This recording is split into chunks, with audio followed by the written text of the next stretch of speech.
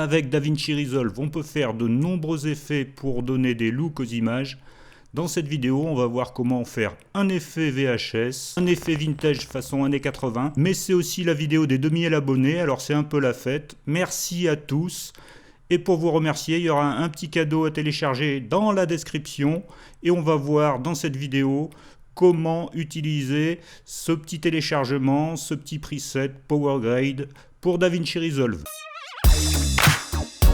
Bonjour et bienvenue sur Pixellight. Alors c'est Alan, un abonné, qui m'a donné l'idée de faire cette vidéo la semaine dernière. Il m'a posé une question, comment faire un effet VHS dans DaVinci Resolve. Donc j'ai fait un petit essai rapidement que je lui ai proposé sur la page Facebook de Pixellight et il m'a dit que c'était pas tout à fait ça qu'il voulait.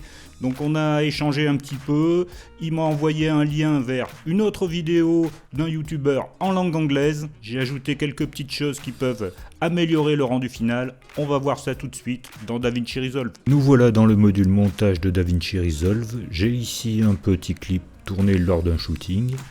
On va aller de suite dans l'étalonnage pour commencer à créer l'effet. Donc je vais dans étalonnage. Ici j'ai un petit étalonnage rapide qui est déjà fait. C'est pas l'objet de cette vidéo. Vous pourrez aller voir les vidéos sur l'étalonnage qui sont sur la chaîne. J'ai le dernier nœud qui est sélectionné. Je vais de suite créer un nouveau nœud. Donc j'appuie sur la touche Alt S pour créer un nœud. J'ai mon nœud qui s'est créé. Et ensuite je vais créer un nœud parallèle. Alors pour créer un nœud parallèle, je fais Alt P.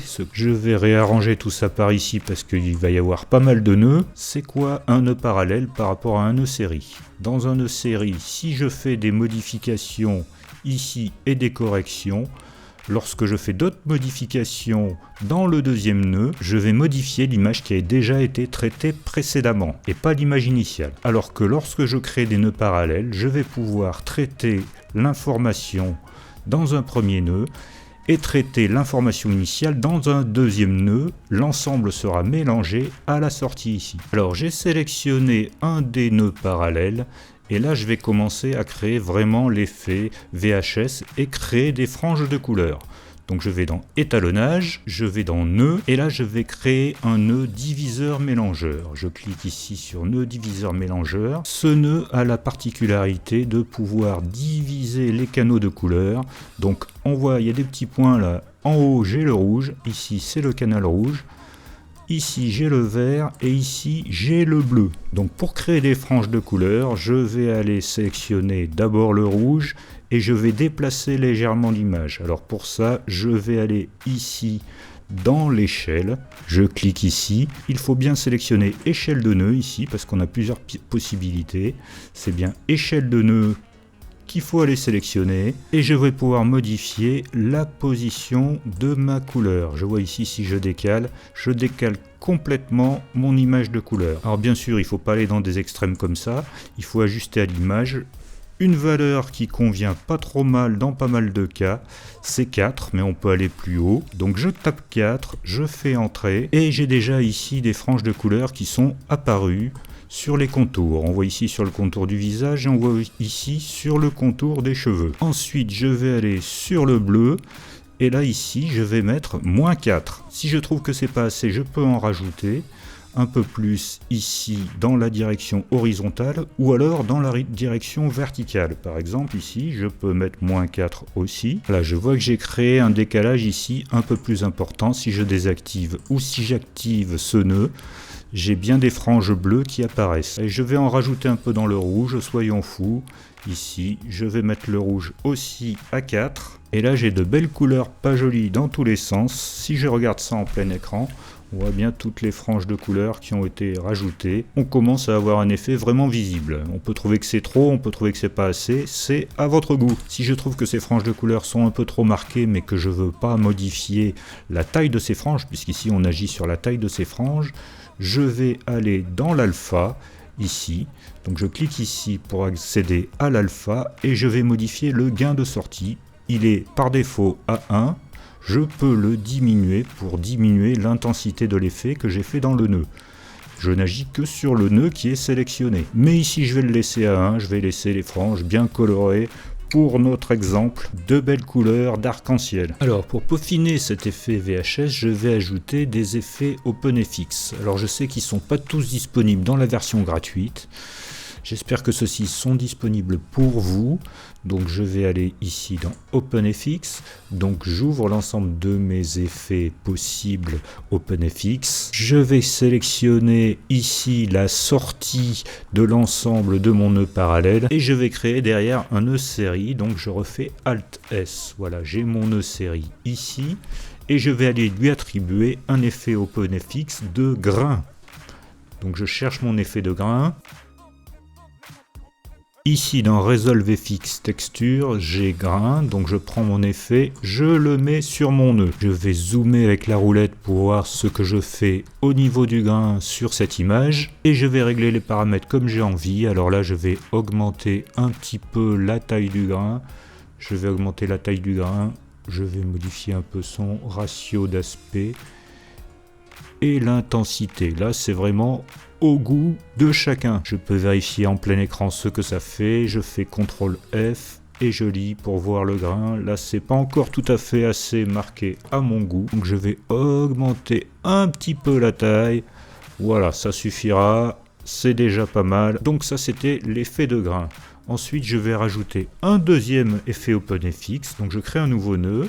Alt S, et je vais rajouter un effet flicker, donc ça c'est un effet de scintillement, donc je rajoute mon effet flicker. Alors si je fais la lecture là tout de suite, je vois que ça bouge beaucoup, c'est pas forcément ce qui me plaît, je veux pas tout à fait cet effet là, donc je vais régler mes paramètres de manière à voir ce que je veux. Or j'ai envie que ça scintille très vite, donc je vais pousser le scintillement à fond. On voit que ça scintille vite, mais ça scintille fort, donc on va baisser la plage et on va la réduire vraiment à quelque chose de très délicat. Donc on va mettre 0, 0 quelque chose, 003, 004, voilà, hop, pour que ça scintille un petit peu et très vite. Si je mets en plein écran, je vois que j'ai mon image qui va scintiller légèrement. Mais on va pas s'arrêter là, on va aller dans le module montage et on va rajouter par-dessus, ici je vais dans la bibliothèque de médias et je vais chercher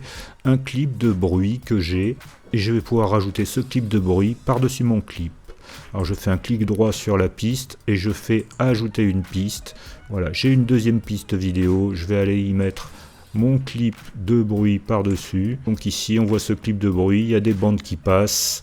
Voilà, c'est la lecture VHS de mauvaise qualité. Donc je vais choisir un endroit qui m'intéresse, par exemple ici, si je regarde bien, j'ai quelques bandes qui passent. Donc je vais aller réduire ça, hop, je vais aller le positionner, je l'attrape, je le mets au début du clip précédent. Je peux fermer ma bibliothèque de médias pour y voir mieux. Voilà, ici, si je fais ma lecture de mon clip, j'ai les bandes qui passent. Donc je vais réduire ça juste à la taille de mon clip. Mais on voit que comme ce clip est sur une piste au-dessus de mon clip vidéo, ici si je le désactive, je retrouve mon clip vidéo. Comme il est au-dessus, on ne voit pas le clip vidéo. Donc je vais sélectionner ce clip, je vais aller dans l'inspecteur et je vais passer le mode de fusion en ajouter. Donc si je lis mon clip, je vois, j'ai les bandes qui passent. Bon, la lecture est pas très fluide là sur le PC, mais j'ai les différentes bandes qui passent. Je vous mettrai aussi ce clip de bruit VHS en téléchargement, mais vous pouvez en trouver d'autres avec différents aspects plus ou moins marqués. Vous pouvez télécharger en allant dans la description le Power Grade qui correspond à cet étalonnage. Et comme ça, vous pourrez faire cet étalonnage en un clic. Alors, comment installer ce Power Grade? D'abord, vous allez le télécharger et ensuite, vous allez le mettre sur le disque dur à un endroit où vous allez le retrouver. Ensuite, vous allez cliquer sur Galerie. Ensuite, vous allez afficher le petit volet ici avec les images de référence et les Power Grade. Et ensuite, vous allez sélectionner Power Grade et vous allez faire un clic droit et vous allez faire Importer. Et là, vous allez chercher votre fichier. Là, je suis directement dans le répertoire dans lequel j'ai rangé mon fichier Power Grade. Donc, je vais sélectionner mon fichier Power Grade. Je fais Importer et voilà, il est ici. Ensuite, si vous voulez le renommer, vous pouvez le renommer en double-cliquant en bas. On va voir comment on l'utilise une fois qu'on l'a. On va se mettre sur un clip non étalonné. Je vais ici, je double-clique et voilà, j'ai mon étalonnage qui apparaît. Donc ici, je vais remettre les nœuds en place, un petit peu de ménage, hop, Voilà, vite fait. Alors, qu'est-ce que vous allez retrouver dans ce Power Grade? Vous avez ici vos nœuds rouge, vert, bleu. Le rouge, je l'ai mis à +4. Vous pouvez modifier si vous voulez. Le bleu, je l'ai mis à -4. Par défaut, les effets OpenFX ici sont désactivés. Vous pouvez les activer en cliquant dessus. Voilà. Donc, les effets grain et flicker. Ils sont désactivés par défaut. Vous pouvez procéder à l'étalonnage ici dans ces nœuds. Vous pouvez en rajouter aussi si vous avez besoin. Donc vous pouvez rajouter plusieurs nœuds ici. De la même manière, vous pouvez aller rajouter des nœuds en sortie, toujours en faisant Alt S pour créer un nœud série. Après avoir sélectionné bien sûr le nœud précédent, le nœud que vous voulez ajouter. Alors par exemple ici, je vais rajouter une courbe en S pour augmenter le contraste. C'est quelque chose de très simple, hein. C'est pas l'étalonnage du siècle. Et ensuite, je vais aller monter un petit peu la saturation. Voilà, par exemple. Et je vois que j'ai bien mon effet avec les franges ici. Bien sûr, si je rajoute le grain et le flicker, j'ai un effet encore plus spectaculaire. Voilà, l'effet un peu plus sympathique, un peu plus spectaculaire. On voit bien des petites franges ici.